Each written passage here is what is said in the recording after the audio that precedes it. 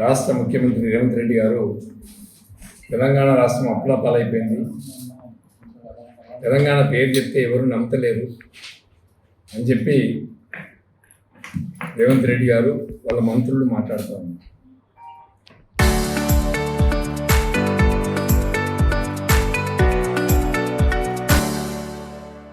గతంలో కూడా హరీష్ రావు గారు ఫైనాన్స్ మినిస్టర్గా ఒక స్పష్టత ఇచ్చిండు. 4,25,000 కోట్లు మేము అప్పు తీసుకొచ్చినాము. దాని కింద మేము కాళేశ్వరం లాంటి రిజర్వాయర్ను కంప్లీట్ చేసినాము.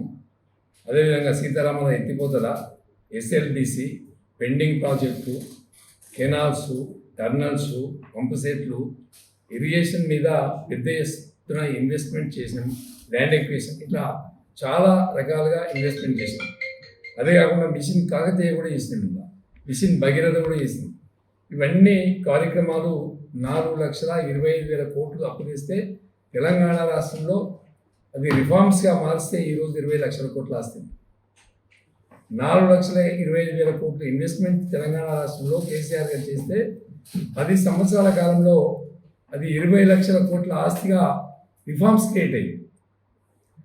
ఇవాళ ఇప్పుడున్నటువంటి ప్రభుత్వం ఈ 2.5 సంవత్సరాల కాలంలో దాదాపుగా 4 లక్షల కోట్ల అప్పు తీసుకొచ్చింది.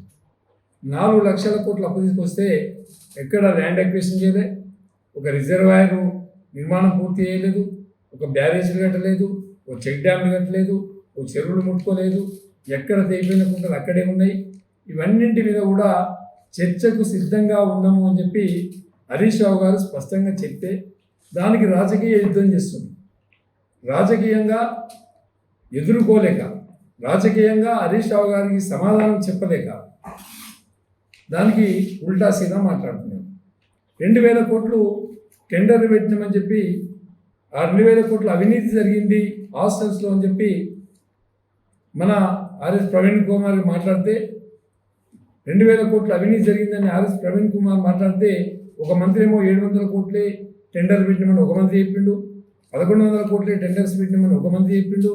వాళ్ళ మంత్రివర్గంలో వాళ్ళ ముఖ్యమంత్రి గారు కానీ మంత్రులకు కానీ ఎక్కడ కూడా స్పష్టత లేదు. ఎన్ని వేల కోట్లు టెండర్లు పెట్టిండ్రు, ఎంత అవినీతి జరిగింది స్పష్టంగా చెప్పలేకపోతున్నారు. దాని మీద కూడా చర్చకు సిద్ధంగా ఉన్నామని చెప్పేసి ఆర్ఎస్ ప్రవీణ్ కుమార్ మాట్లాడితే దానికి సమాధానం చెప్పలేని పరిస్థితిలో రాష్ట్ర ప్రభుత్వం ఉంది. ఈ రెండింటిని కూడా దృష్టిలో పెట్టుకోవాలి. ఇవాళ రాష్ట్ర ప్రజలందరికీ కూడా తెలుసు, గతంలో కేసీఆర్ గారు ముఖ్యమంత్రిగా ఉన్నప్పుడు ప్రతి పంటకి రైతు బంధు వేసినాం.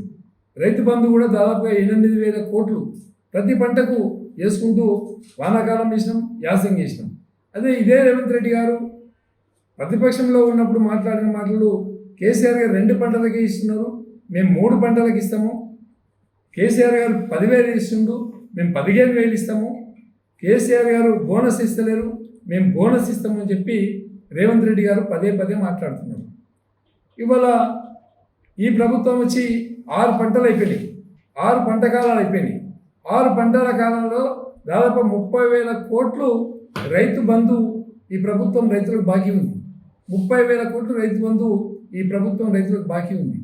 అదే కాకుండా కేసీఆర్ గారు ముఖ్యమంత్రిగా ఉన్నప్పుడు ఏ రైతైనా చనిపోతే వెంటనే 5 లక్షల రూపాయలు వాళ్ళ దినవారం నెలకు ముందుకు 12వ రోజు కాకముందుకు వాళ్ళ భార్య ఉంటే భార్య అకౌంట్లో, భర్త ఉంటే భర్త అకౌంట్లో డబ్బులు పడినటువంటి సందర్భాలు.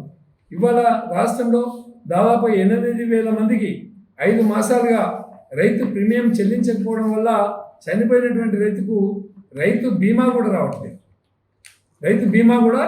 రావట్లేదు. ఇవన్నీ దృష్టిలో పెట్టుకొని ఇవాళ ఈ ప్రభుత్వం అట్టర్లీ ఫ్లాప్ అయిందని ప్రజలు అంటున్నారు, ప్రభుత్వం ప్రతిపక్షాలు అంటున్నాయి, రైతులు అంటున్నారు, యువకులు అంటున్నారు. అన్ని విధాల అటు ఉద్యోగాలు ఇచ్చట్లో ఫెయిల్ అయిపోయినారు, రైతులు కాపాడడంలో ఫెయిల్ అయిపోయినారు, ఇక్కడ ఇండస్ట్రియల్ ముందు చెప్పినటువంటి మాటలు చెప్పడంలో ఫెయిల్ అయిపోయినారు. ఎక్కడ పట్టణంచేరులో 55 మంది చనిపోతే స్వయంగా ముఖ్యమంత్రి గారే ఒక్కొక్కరికి 5 కోట్ల రూపాయలు ఇస్తామని చెప్పి మాట్లాడారు. మరి అది కూడా ఇప్పటివరకు 5 లక్షల రూపాయలు కూడా ఇవ్వలేదు. నిన్న కూడా హరీష్ రావు గారు మాట్లాడేది అది.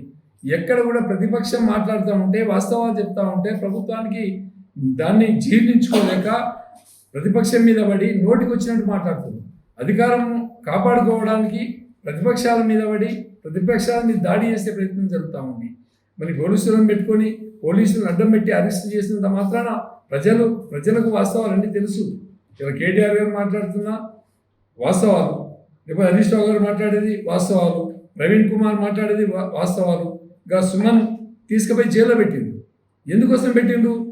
ఎందుకోసం పెట్టాల్సిన అవసరం ఏముంది అంటే విద్యార్థులకు ఫీజు రీయింబర్స్మెంట్ మీద మన గెల్లి శ్రీనివాస్ మాట్లాడితే వాళ్ళని తీసుకుపోయి అరెస్ట్ చేస్తూ ఉన్నారు.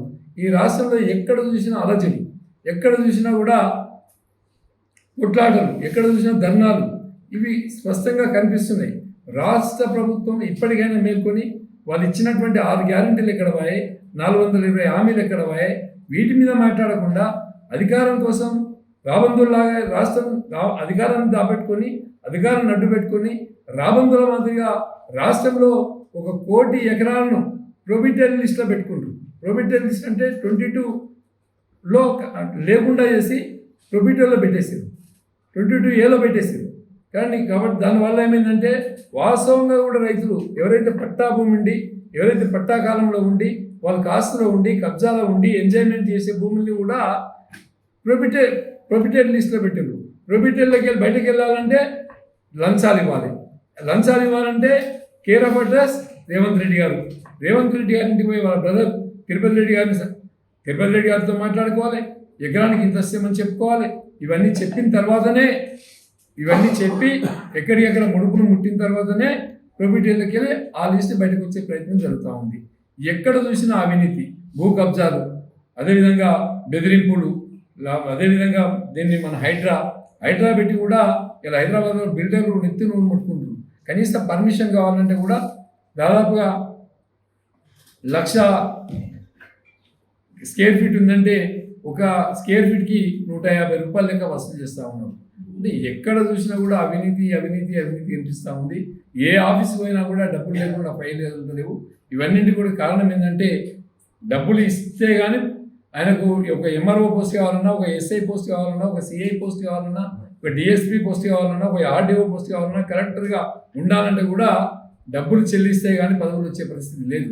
అందుకే 6 నెలలకు ఒకసారి ఐఏఎస్ ట్రాన్స్ఫర్ అవుతూ ఉన్నారు, ఐపీఎస్ ట్రాన్స్ఫర్ అవుతూ ఉన్నారు. ఈ విధంగా చాలామందిని ఇటు బ్యూరోక్రాట్స్ని కూడా ఎప్పటికప్పుడు ట్రాన్స్ఫర్ చేస్తూ బదిలీ చేస్తూ మరి ప్రభుత్వం నిలకడగా లేకపోవడం వల్ల ప్రజలకి ఏది చేయలేని పరిస్థితి ఉంది. వాస్తవాన్ని కూడా 2.5 సంవత్సరాల కాలంలో అభివృద్ధి అనేది కుంటుపడింది, అప్పులు పెరిగిపోయినాయి. 4 లక్షల కోట్ల అప్పుకి సమాధానం చెప్పాల్సినటువంటి పరిస్థితి రేవంత్ రెడ్డి గారి ప్రభుత్వానికి ఉంది. 4,25,000 కోట్ల అప్పులు ఇచ్చినటువంటి పరిస్థితికి దానికి హరీష్ రావు గారు సిద్ధంగా ఉన్నారు చెప్పడానికి.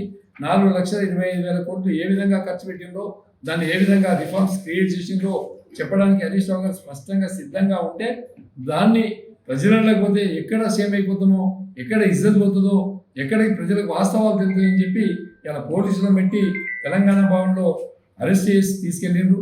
మళ్ళీ ప్రజలు మీద పడతారన్నటువంటి ఉద్దేశంతో మళ్ళీ వదిలిపెట్టినట్టు ఇప్పుడే తెలుస్తూ ఉంది.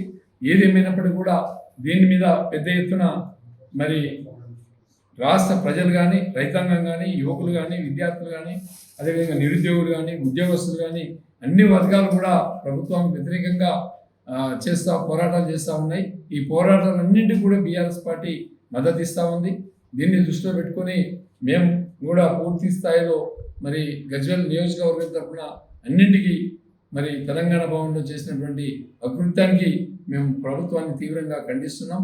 అదేవిధంగా చిన్న సబ్మిషన్ ఏంటంటే రైతులు ఈ మధ్యన కానీ లేకపోతే యువకులు కానీ అనుకోకుండా క్షణికావేశంలో పెళ్లి చేసుకుని 2 పిల్లలు పుట్టిన తర్వాత 3 పిల్లలు పుట్టిన తర్వాత ఆత్మహత్య చేసుకుంటా ఉన్నారు. ఆత్మహత్య చేసుకోవడం వల్ల ఆ కుటుంబాలు రోడ్డున పడిపోతున్నాయి. మన ఇస్లాంపురంలో ఒక అతను భార్య ఆత్మహత్య చేసుకుంది. భార్య చేసుకుందని చెప్పి భర్త చేసుకుంటూ 3 పిల్లలు అనాథాలుగా మారాడు.